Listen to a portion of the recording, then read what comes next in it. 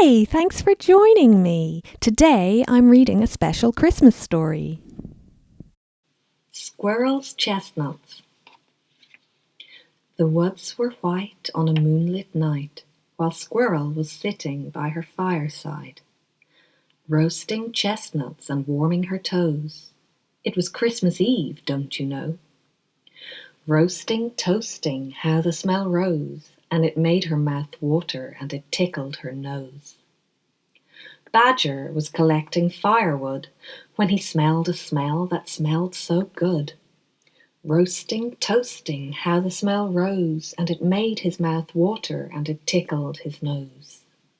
So he followed the smell in his hat and his coat until he stood by Squirrel's door and he cleared his throat. I was just passing through the neighborhood when I smelled a smell that smelled so good. I'm roasting chestnuts, said Squirrel, coming from the cold, for it's Christmas Eve, don't you know? Then Rabbit and his family were passing by when all the little bunnies wanted to try.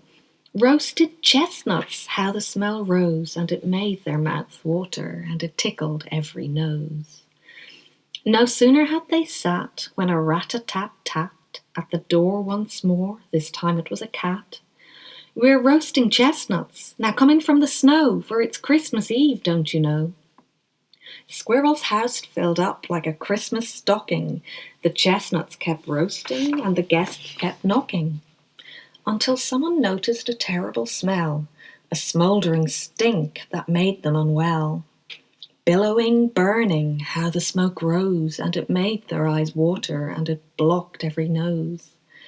The chestnuts, cried Squirrel. Fire, cried a bird. Cat just left without saying a word. Even the skunk couldn't stand the smell. Come on, said Rabbit, we'll find a hotel. Squirrel threw open all the windows wide and hurled the burnt chestnuts in the snow outside. Then she sat on her own and she cried and she cried. She had no friends and her house was cold. But it's Christmas Eve, don't you know? As Squirrel sat weeping for her chestnuts and her friends, there came a knock at the door again. Oh, what now, said Squirrel. I can't take any more. I can't even be bothered to open the door.